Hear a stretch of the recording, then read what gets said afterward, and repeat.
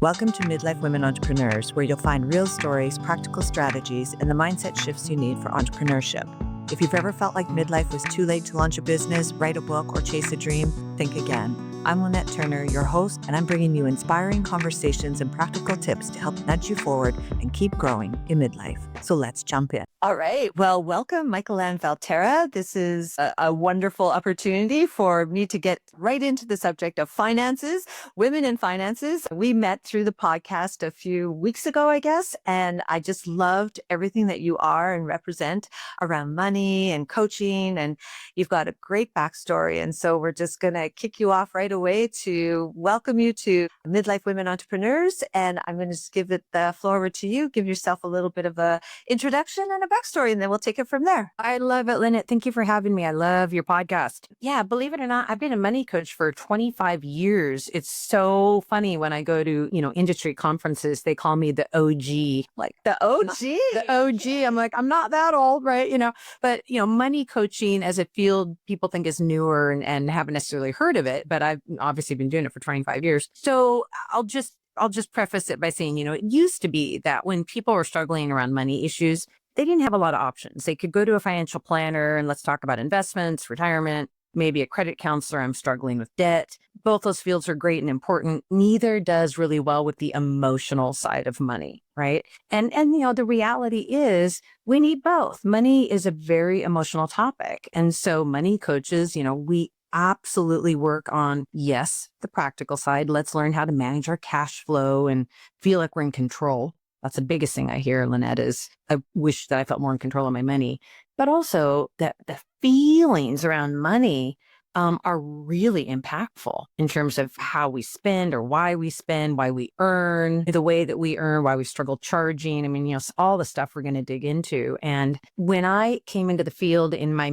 I think in many ways, I needed everything that I now teach, right? I mean, I undercharged and didn't know how to negotiate and had debt and didn't know where I spent my money and on and on and on, right? So I worked with my first money coach and it was life-changing. I suddenly got out of my own money fog that I didn't even know I was in. And that was 25 years ago. So that's what I help everyone do, is shift their life and get really clear. Yeah. And I love that. And so, when I think about what you do, I love the whole concept of a money coach. I never really thought of it that way too. Like it was everything like what you just said. You go to a financial planner, you maybe you set a budget, you kind of do your sales forecast, revenue goals and stuff like that when it comes to a business. When I think about women who are just starting a business and probably even a couple, 3 years into the business, I know for a fact the thought of selling makes them cringe. And so they end up giving away their services for free. That's what I love to just start there. I mean, I'm guilty of it too. Like, oh my God, I would rather give my advice away for the next 100 years before I had to go out and pitch my products and services at a high ticket price, because that's what it's worth. I know what it's worth because I see it and I compare myself out there, but I cringe thinking, how can I charge that? Right? So Yeah. where does that come from? Like, what is happening that we're thinking that way? Oh my gosh, boy, you're talking about, let's just dive right in. Yeah, I mean, it's peak, right? There's so much in there. I'll throw a couple thoughts in. Part of it is it's very different for women now than it was 30, 40 years ago.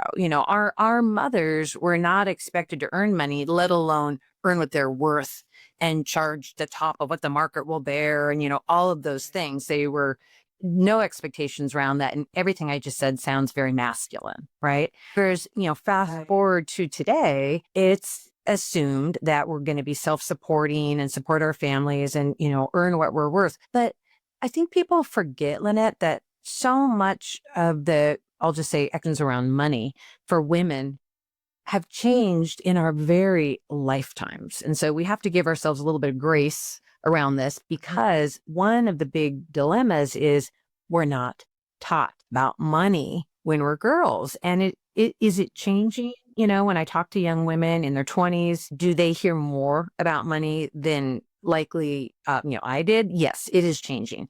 But for, for the women that you and I talk to, women in their 40s, 50s, 60s, all the research is unequivocal that all of our brothers were taught about money more than we were. And so, why do we expect that we would somehow magically know how to do money, let alone something like, well, go charge what you're worth? So, I mean, part of it is learning the skills for sure, right? Learning what does the market bear?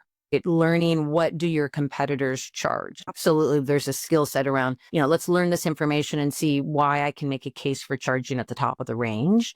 But the emotions underneath it trip us. And I would say a couple of biggies: perfectionism. Women fall into it more than men. They feel like can't charge top dollar unless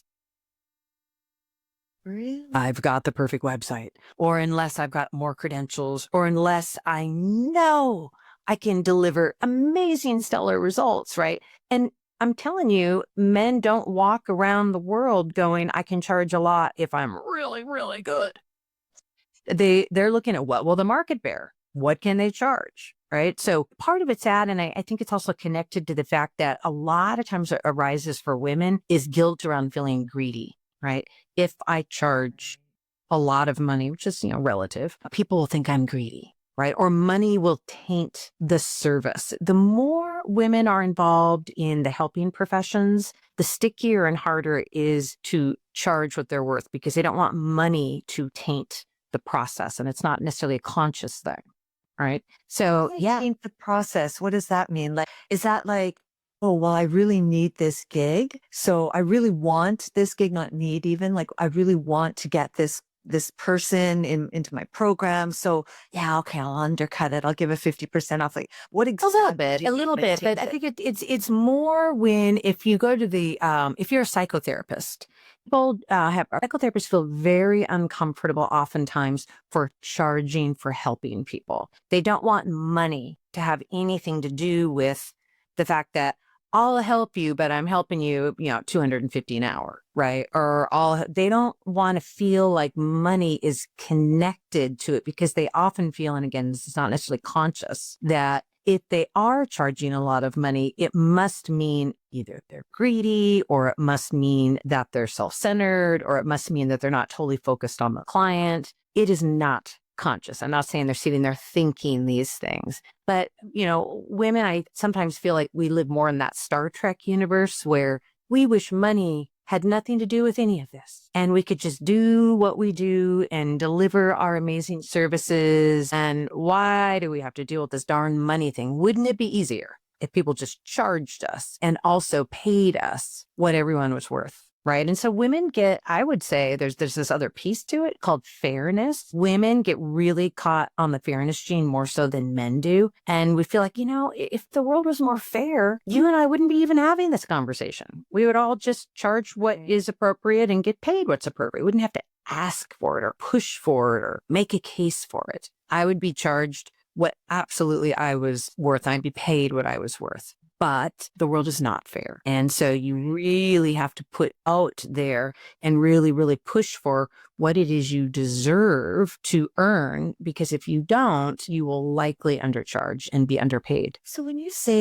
think about like the emotions of like like charging what you're worth, that is always such a complicated thing, because I always think, yeah, you go out there and you start to like assess where you are, what your offer is against somebody else, what they're charging. And you kind of like, oh, do I come in the middle? Do I come at the higher end, or do I come at the lower end? How does somebody really know what they're worth? Like when you say that, how do you help people through that? The emotions, the fairness, all those like little gremlin inner critic things that are going on, imposter syndrome. Like, well, this is the first time you're actually officially doing this as a business. So therefore you should probably undercut your value. And it's like, I think sometimes people might look at that and say, well, oh, it's only this amount of money. There can't be much value to that offering if she's only charging this amount. So how do you know where to land on that pricing? Well, I think there's a lot of pieces, and part of it's just educating people about all these kind of nuances that you and I are talking about.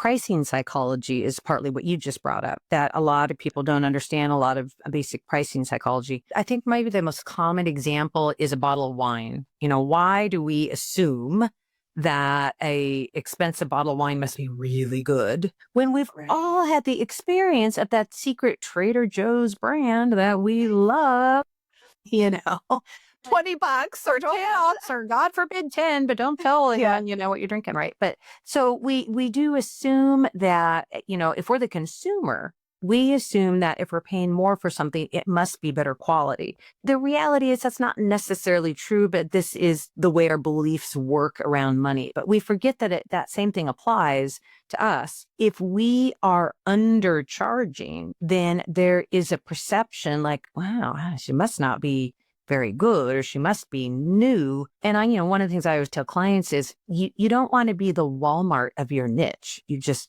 don't. Right. And the other thing that sometimes helps women is the community sisterhood of women.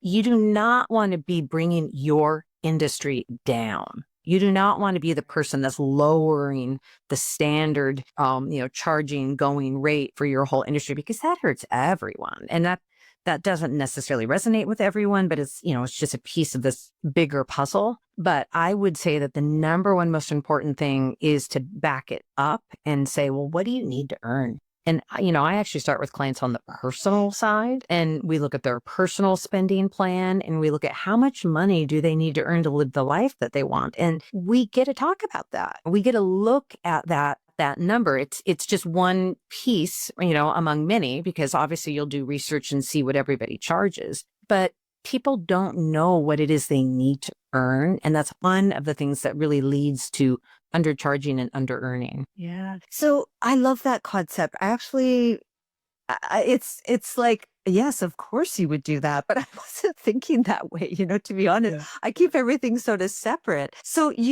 when you say how much do they need, is that like a stretch goal, if you will, or a stretch need? Or is it just like, okay, currently today, here's your expenses, here's what, kind of the things that you want to have in your life. And you just like do the realistic, or do you do this sort of reach for the stars? Reach for the stars, yeah.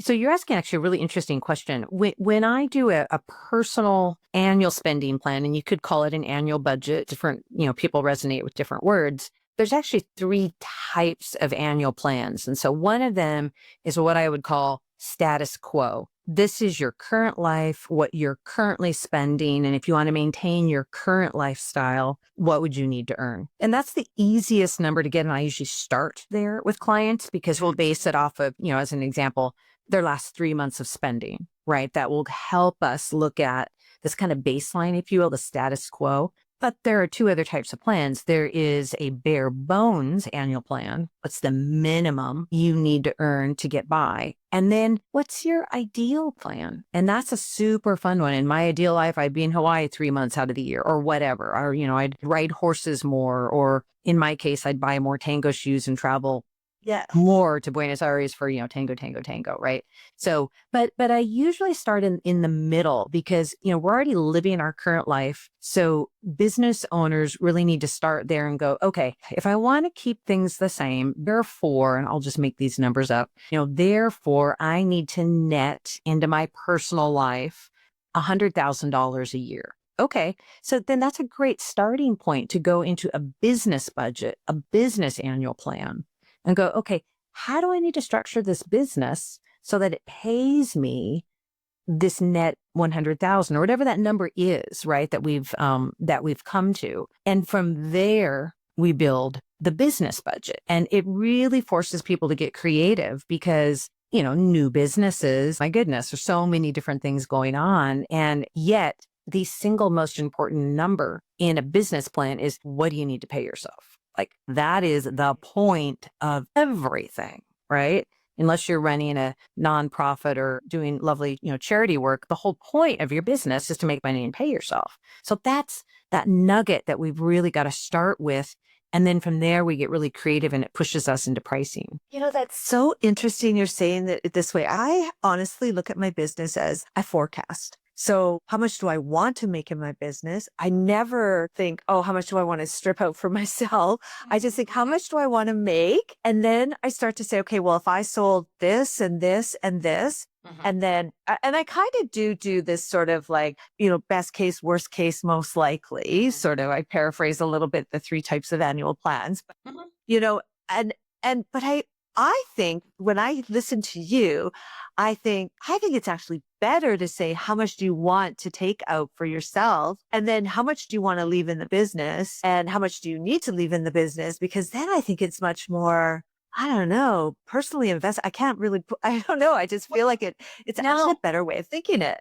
And I'll put some words around. I think what you're feeling is when you start on the personal side, what I like about it, like for me personally, the most important thing to me is time, my personal life, my Right. personal time. And so I design my personal life first because that is the most important thing to me, right? And within my personal life, it's, well, how much do I want to work? How many hours do I want to work? Because I mean, you know me, I work by day and I dance by night. Like I want a lot of Yeah. personal time. But I Yeah. don't think that's unusual. We all have things that we want to do with our life and could be parenting. I mean, it depends on where you are in life, right? So I actually design my personal life first and go, okay, here's what I really want this year. Here's my travel. Here's my this. Here's my that. Da, da, da, da, da. How much money do I need to work? And the other way I say it is, so how much do I need to work? Right. Because then I design not only my business and my business plan, but I'm also designing my schedule for the year. And, several years ago, when I went to seeing clients 3 days a week, just as a good example of this, it's like I really wanted those other 2 days for writing and all sorts of other things in my personal life. So, I had to really restructure and redo some of my coaching packages and da da da da da. But I arrived at that by starting at the personal side. Wow, it's so good. Okay, so let's back up a little bit on your personal journey. You brought it up, so let's go there. So you started as the Seattle money coach, Mhm. and I'll let you kind of expand a little bit on that. You've authored one or two books. Mhm. You've got a recent book out, plus Mhm. you've got some really good articles on your blog. So take us through your journey of getting started. Like, how did you get the courage or the Yeah, tenacity to call yourself the Seattle money coach, I and a know. woman 20 years ago? Like, I know, right? I just took that whole domain and grabbed it. Yeah, no. Yeah, well, let's see. Once So upon a yeah, time. so time. Well, Yeah, so let's the go there. Let's like, how did it start? yeah, how did And it how did happen? you grow? Yeah. Yeah. So Sorry. my backstory is, I my undergrad degree was in economics, and I loved it. It was interesting. It was more actually third world economic development, just a lot of things I was interested in. I took a long, long break, as so many of us do, and wandered the earth like Cain. So when I went back to grad school, I ended up getting a master's in psychology and personal psychology. And so I was like, okay, money and psychology. And I was fascinated with a lot of what we would call maybe alternative views of money, different expanded thinking about money. I mean, there's just a lot in there. And I love psychology, as so many of us do. And I was at a real crossroads, Lynette. When I finished grad school, I thought, oh gosh, either felt like I was in this binary world. Either I had to become a financial planner or, work with investments, or I was going to become a psychotherapist. Right. And talk about Okay. different fields. Yeah. I was like, my brain was, You had options. yeah, I'm like, whoa, these could not be more different. And I loved both the fields. I'm in that weird brain where I love both those fields. I'm that kind of weird left right brain mix, right? And so I ended up meeting a woman named Karen McCall, who is a pioneer. She's basically the first money coach in the United States, who no one had heard of money coaching. Shouldn't even call it that, right? But she was combining what we now call the psychology of money and looking at a lot of deep stuff around deprivation, childhood needs unmet, and how that affects us in our adult behavior around money. It's cognitive behavioral science now talks about a lot of this stuff more often, but not 20, 25 years ago, right? No. So I hear this amazing woman talking about, emotions and money, bottom line, combining emotions and money. And I was like, my gosh, I want to do what you do. And so I was basically the first person she ever trained because I said, please Wow. train me, Yeah. became, basically followed her around and did all my postgraduate work and postgrad training in this field of money coaching. But it wasn't called money coaching for probably another maybe 5 or 10 years, right? So fast forward, when I moved back to Seattle, which is where I happen to be from, I thought, is it available? And lo and behold, Seattle Money Coach. Now, back in the day, I saw people in person. Now I'm national and international. I see everyone everywhere, right? But back in the day, literally, people came to my office, right? Just as you would when you used to see your counselor, you drive downtown and meet them in their office. So I took a chance and, basically rolled the dice we do as business owners and put everything behind owning the idea of being Seattle's money coach. And my field was so new that on the one hand, I didn't have any competition, which is a blessing because I was kind of the only money coach in Seattle, right? 15, 20 years ago. But the downside, as many of your listeners know, of being in a cutting edge field, because, it really was cutting edge at the time, you spend all your time telling people what you do. Exactly. Everyone thinks you do something different. Yeah. No, I don't do investments. No, I'm not a psychotherapist, because it was this new field. So all of my early marketing as a business owner was really about educating and describing what money coaching and financial coaching is. And again, it's a little bit more known today, still not that much. Like I'm a member of the Financial Therapy Association. That did not exist 20 years ago. So many things that now you can do and study that they just didn't. And, for me, I loved my field so much, Lynette. The only way I could practice as a financial therapist was to be in private practice. No one was going to hire me. I didn't start out in life going, I want to be self-employed, but my field didn't exist. And so I had to create it, and I had to create a private practice because I had to deliver the service. So how were you pitching yourself back then? What was your value proposition? It was always around helping people feel more in control of money. I specialized in women pretty early on. I mean, I do and have worked with couples over the years, but came to specialize in women in midlife.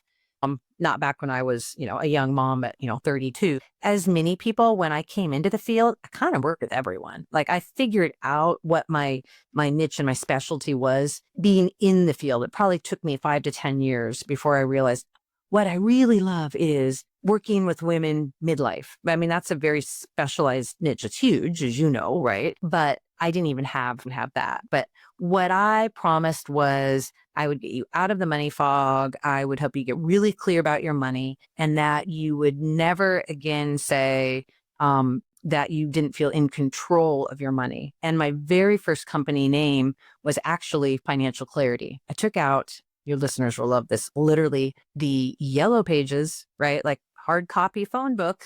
We all know it. But remember, I don't think my son does. I don't think my son does. And as was citing thing to get the new phone book, right? And so, but what's really fun about that is my very first client ever, and I've written about her and she loves talking about it. She was an attorney in Seattle. So it's 25 years ago. She was in horrible pain around money. She was totally stressed out. She had no idea where her money was going, very typical issues in my field, right? But back in the day, who could help you with that? And so she literally got a phone book and started looking through the yellow pages, and she came to a little company called Financial Clarity and said, Wow. I need that.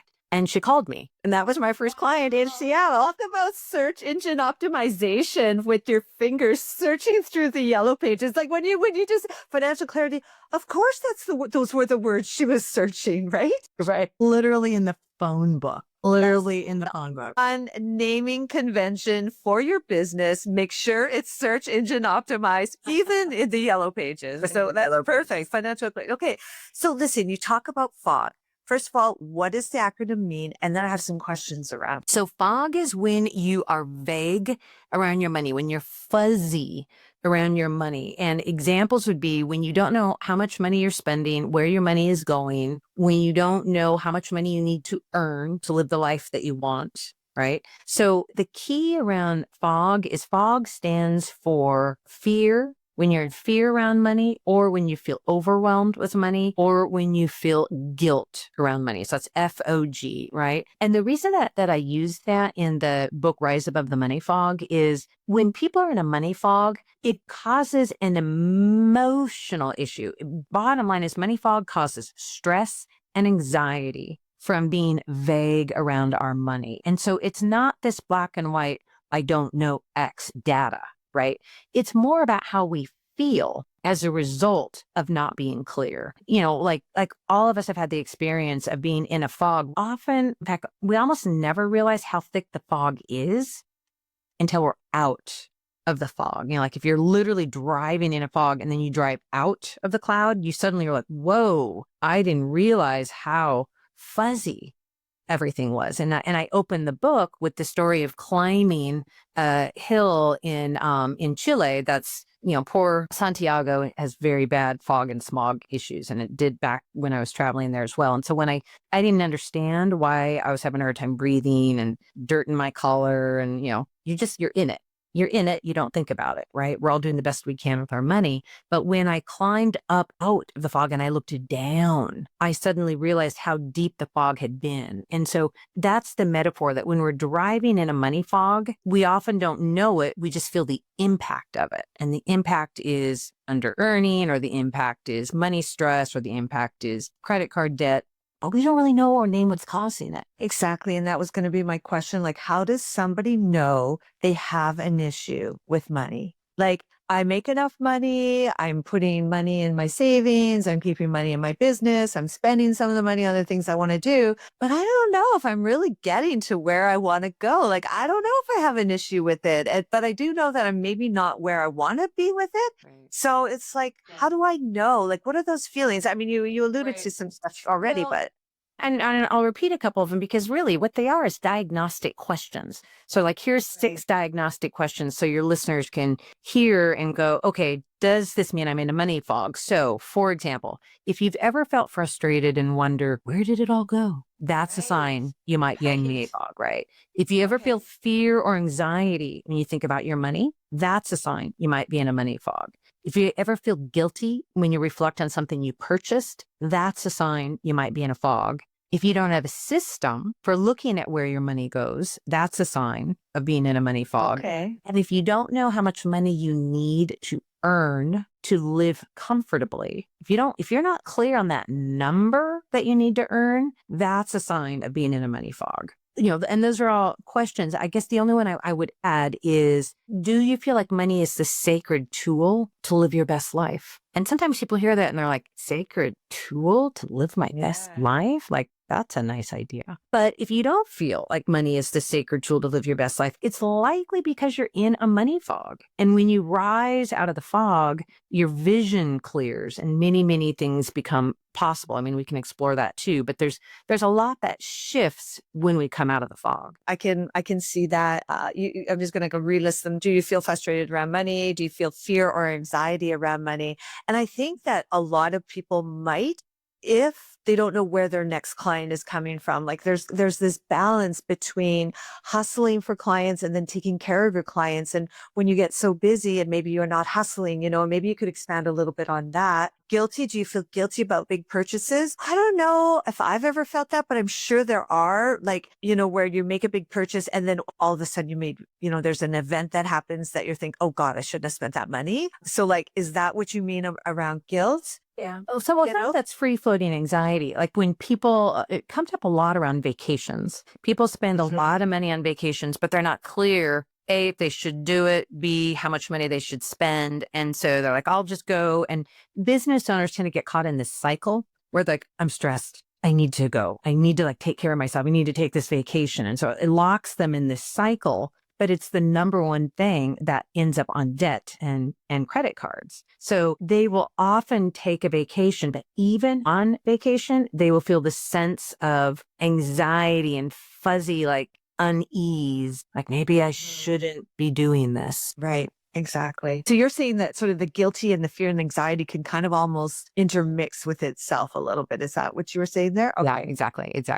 And then a system 4, like, what do you mean by a system? So I love having a really good system for creating a monthly spending plan. Whether, again, sometimes you can use the word spending plan, sometimes you can use the word budget, but it could be a good software app. Some people track their money in Excel. I've used different programs over the years that work for different personalities and different people. But one of the really big important things, you were just saying, well, what if halfway through the month you've lost some clients and this changes and that changes and we're back to being stressed? It's really important to have a flexible monthly spending plan for your business and your personal life because we're business owners. We have to learn how to adjust and roll with what happens. And there's this mistaken notion around budgeting that we come up with this perfect plan. And then as soon as the revenue doesn't meet the forecast, then we just throw the baby out with the bathwater. Well, life is just lifing along, right? Things happen. That's normal business. That's norm. We have to normalize that things go up and down.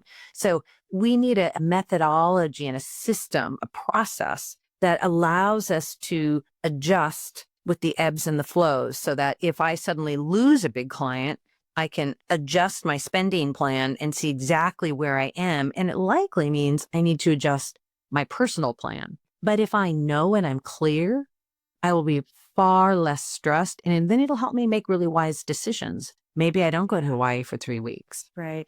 So with this system, how often would you say that somebody, I guess you would set your sort of baseline of like how much money you want to spend kind of maybe on an annual basis, but then how often do you pop up and take a closer look at it? Or like, what do you recommend? Yes, good To be question. part?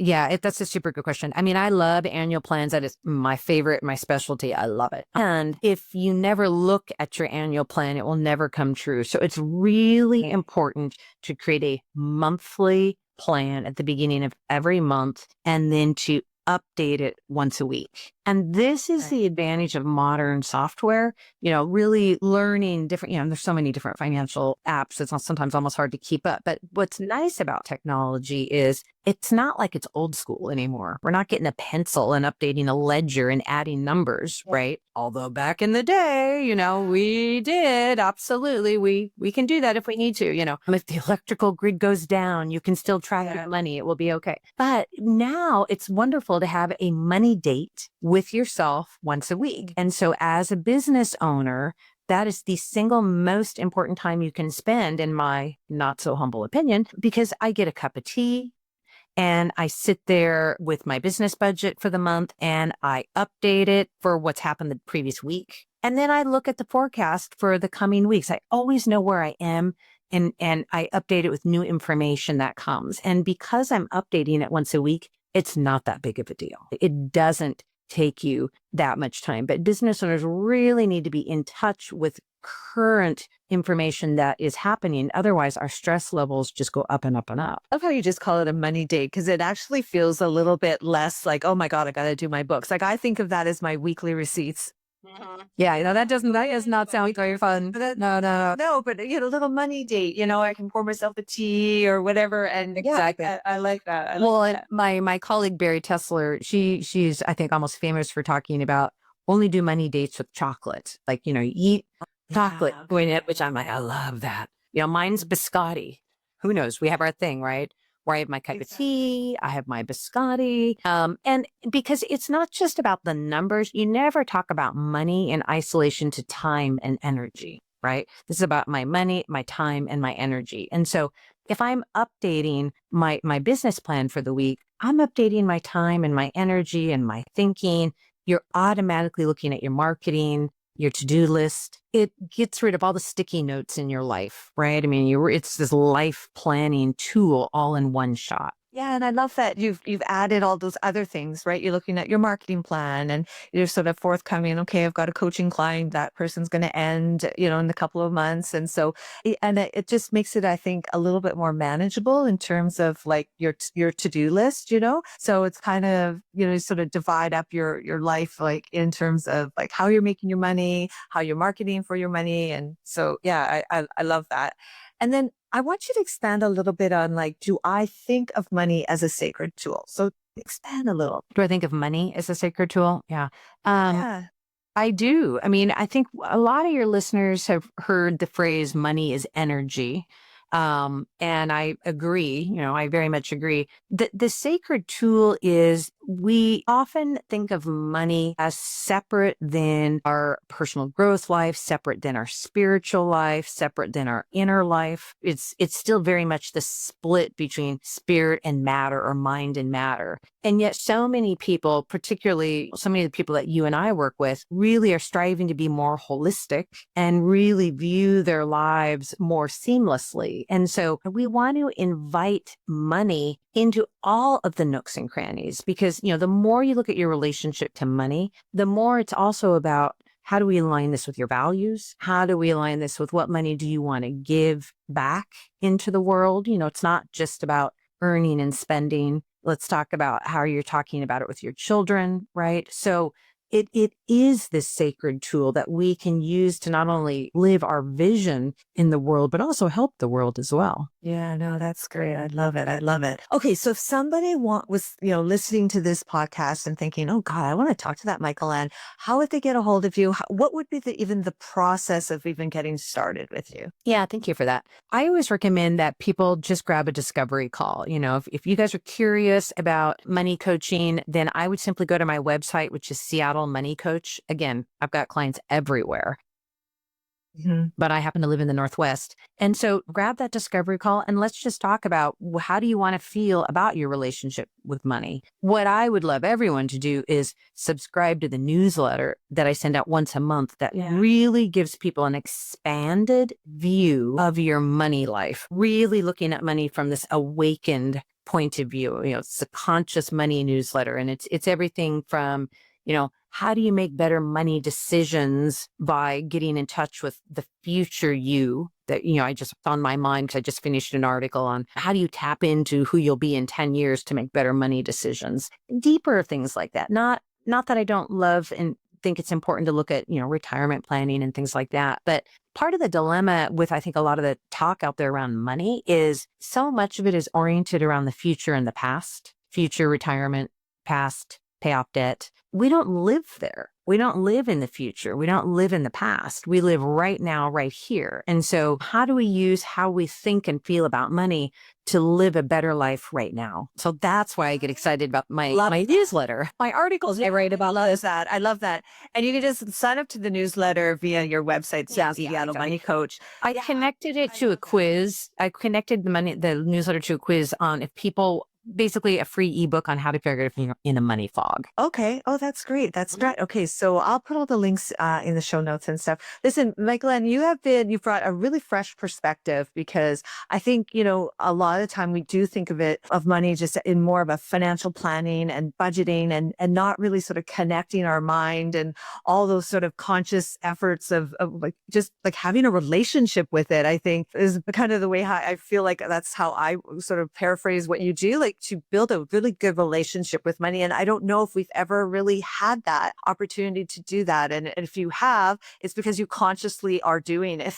Right. So, hence the reason your conscious newsletter. So, okay. Well, thank you so much. I appreciate the time, and I appreciate all the really helpful tidbits. And I hope that everybody that's listening just gives you a call to book the discovery session. So thank you so much. I love your podcast. Your listeners are so fortunate to be able to have you with all the wonderful, juicy things that you share. I love it. yeah, no, it's been a real journey. I really enjoy it. So thank you for that. So, all right. Well, we will talk to you soon. Hey, it's Lynette. Thanks for listening today. Please like and subscribe. And if there's somebody out there that you think could benefit from the episode, give it a share.